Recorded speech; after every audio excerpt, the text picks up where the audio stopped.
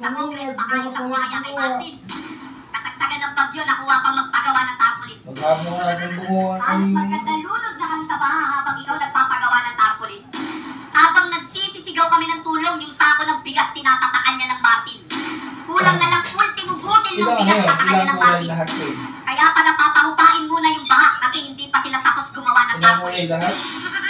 Saka bakit mo tatatakan ng pangalan mo yan? Hindi mo naman pera yan. Ano yun? Bago kayo tumulong, hihintayin pa namin matapos yung buwisit na tarpaulin na yan. Alam mo, Martin, ang sarap mong palanguyin sa mura. Paulanan ng real talk tapos ihagis sa baha. Sa gitna ng matinding pagbaha sa Bicol Region, gustong malaman ng ilang senador kung saan napunta ang umuloy bilyon-bilyong pisong pondong inilaan para sa flood control projects. Ito na yata ang pinaka-worst na government pagdating sa funds. Maharlika funds, flood control funds, PhilHealth funds, tapos sasabayan pa ng mga tagamong funds. Kawawang mga taga-Bicol kahit sino mapapasyet. Habang yung representative nilang si Saldico nalulunod sa budget. 61 billion nilaan sa Bicol, sabi ni Villanueva, kaya nasa na yung project. Huwag ka nang tumanggi, mismong kalikasan na yung nag-fact check. 2023 sa DPWH, 29.4 billion ang budget. This year, for Bicol Region 2024, ang budget for flood control ng DPWH ay 31.9 billion. So 2023 and 2024, meron kang 61.42 billion. Guys, wala na talaga yung Pilipinas, sirang-sira na. Pinaboy na ng mga buhaya. Yung mga matitinong tao, galit na galit na. Yung mga bangag sa kriminal na lang yung mga natutuwa. Sino ba representative ng Bicol? Ako. Sino may hawak ng budget? Ako. Sino dapat sisihin? Ako. Buti alam mo. Naglaan kami na napakalaking halaga. Umaabot ng halos 400 Wala ko yung nagtawas mo. Aabot siguro papatok ng 1.4 million a day. Yan ngayon, nagawa mo, nalitigan mo ng studio. Yan ang masaklap. Hoy, plastic. Ba't kami tinatanong mo? Ang tanungin mo, yung bobo mong kapatid sa yung pinsan mo. May saklap-saklap ka pang nalalaman, sila sisihin mo. Kung talagang nagmamalasakit ka sa mga Pilipino, yung kapatid mo sa pinsan mo, kasuhan mo. Hindi yung daldal ka ng daldal dyan sa media, wala ka namang ginagawa. Kunwari galit sa kapatid sa pinsan, hindi naman pala. Pangunahan mo yung hearing tapos patawag mo yung presidente. Hindi yung pasasakayin mo na naman kami sa balat ng mani. Alam mo na palang may nawawala, wala ka pang ginagawa. Binoto ka ng taong bayan para mag-imbestiga, hindi puro daga. Hindi mo mahahanap ang sagot kung puro ka lang hawak. Lubog na nga tayo sa utang, lubog pa sa baha. Sinalaga naman niya ni Ako Bicol Party List Representative Zaldico. Wala nang katotohanan ng umano'y bilyon-bilyong pisong flood control budget para sa Kabikulan. Ang ina niya. Basta talaga pang bubudol, master nyo. Tapos kunwari may i-rate na warehouse ng bigas, wala namang nakakalaboso. Hindi kaya yung smuggler ng bigas isa sa inyo? Kasi lahat ng sako ng bigas may pangalan nito. Partida kasama pa yung aso niya si Tulfo. Bakit ba laging kasama mo to? Sa farmer's kubaw kasama mo. Sa warehouse ng bigas kasama mo. Paano ka namin isusumbong kay Tulfo kung pati si Tulfo kasama mo? Wala na tayong pagsusumbungan, guys. Kasama niya na lahat. Iba talaga pag may hawak ng pondo. Dinidikitan ng lahat. Papunta naman ako sa'yo. Bakit pati itong taong to? Itong taong to pati sa travel sinasama mo. Biruin mo si Mark Anthony Sayarot sa New York, sinama pa nito. Baliktad na ngayon, bagong Pilipinas, kaya yung kriminal protektado. O Igan, pasok! Igan, bistado umano'y Shabu Laboratory sa dalawang bahay sa Muntinlupa. Nasa ba ang mga hinihinalang droga na nagkakalaga ng 136 million pesos, pati ang mga makabagong makinarya na ginamit sa iligal na gawain. Sa bisa ng isang search warrant, kinalugan ng mga pulis at taga-Pidea ang inuupahang bahay na ito sa Ayala, Alabang, Muntinlupa. Tumambad sa kanila sa damakmak na kagamitan na hinihinalang ginagamit sa paggawa ng shabu. Nakasalansan pa sa tray ang mga hinihinalang shabu na luluto na. Sa ilalim sa drug analysis at inventory ang tinatayang 20 kilo ng umano'y shabu na may street value na 136 million pesos. Arestado ang hinihinalang chemist na isang French national, si Cypher Aurelien. Nadakip din ang kasabwat niyang Pilipino na si Mark Sayarot. Grabe oh. Grabe, super grabe oh. Ito na yata yung pinaka-grabing to the over, talagang to the very max, to the highest level na to. Biruin mo, presidente ka? Bakit kasama mo to? Ikaw, bobo nga. Kaya pala tabingi yung bunganga mo.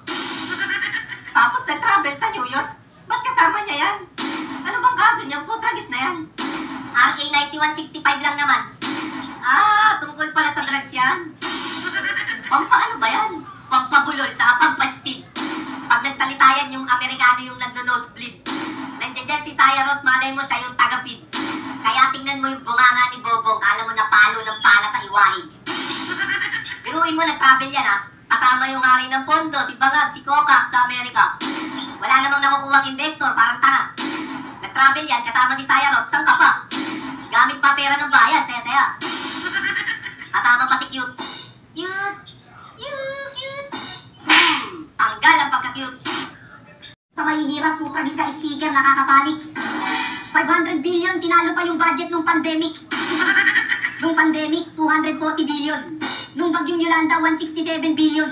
Tapos yung kay Romualdez, 500 billion. Tapos sasabihin nyo, Martin for President, isipin nyo yun. Budget nung pandemic, tinalo mo. Budget nung Yolanda, tinalo mo. Lahat ng budget nung trahedya, tinalo mo. Kaya bantayan nyo sa 2028, baka sa Switzerland to tumakbo. Sa lahat ng tulong, yung tulong mo yung nakakakilabot. Yung politikong gumagamit ng mahihirap, nakakatakot. Tapos yung mga tanga mong fans, oo lang ng oo, ginagawa mong robot. Kayo yung mga politikong tumutulong pero mas marami yung hakot. Ang strategy nyo, gagamit ng mahirap. Pupunta ng palengke, magpapanggap. Sa lahat ng tulong, yung tulong mo yung hindi ko matanggap. Kung talagang wala kang ginagawang masama, pakapkap. Ano yung logic dito? Pag yung politiko kumuha ng pera, kanino ka magsusumbong? Sa bubble gang, kay bonggam-bonggam-bongbong? Wala palilikasin. Ako pumukiin dito sa sumbong-sumbong kay bonggang-bonggang-bongo. Ano, diyan ka magsusumbong? Gunggong! Biruin mo yung kawawang matanda na mitas lang ng mangga na kulong. Eh yung politiko pag kumuha ng pera, madala pa sa patak ng ulan yung nakukulong. Kung may makukulong, lalaya din. Pag naupo yung kapartido nila, ilalabas din. Ultimo mga dating NPA palalayain. Back to zero na naman tayo, tangkinumin. Bakit daw tayo natatakot sa pistok, sabi pa neto? Tayo pa daw natatakot, si Raul ba to? Bakit kami matatakot? Hindi naman yan kumakain ng tao. Nakukuha ng bata, oo. Yung mga demonyo, binabakbakan namin kayo, binibaby nyo. Ikukulong tapos papalayain nyo. Nangangasar ba kayo? Maghanap kayo ng tangang lolokohin nyo. Pasensya na, hindi kami nakikipagkasundo sa demonyo. Yung tulong, tandaan nyo, dalawang klase. May tulong na paimbabaw, puro papoge. At yung totoong tulong, hindi sinasabi. Tapos 500 billion, ayuda. Walang pandemic, sus Mariosip, grabe. Yan yung ayudang first time talaga. Super duper extraordinary. Sa sobrang laki ng budget, tataba talaga yung dating chubby. Sa sobrang bait mo, pwede ka na sa libingan ng mga bayani. Yung tipong kumuha ka ng maleta sa airport, tapos ikaw pa yung bayani. Yung mga Pilipino, ginagawa mong tamad. Yung tipong hihila ka na lang sa banig, tapos magkakamot ng bayan. Imbis na bigyan mo ng pamingwit, bibigyan mo ng isdang binilan. Trabaho ang ibigay mo para lalong magsipag. Kasi pinapalabas mo, tutulong ka sa tao. Ang lumalabas kami patutulong sa'yo. Pera ng tao yan, baka kala mo. Ayuda, sa laki ng budget, abono pa kami, loko. Speaker, saan ka punta? Anak ng buhaya, suplado ah. Speaker, open the book na. Ang tambok-tambok ah. Saan kaya pupunta to? Mukhang pupunta sa palengke ah. Walang lingunan ah, sarap magmura.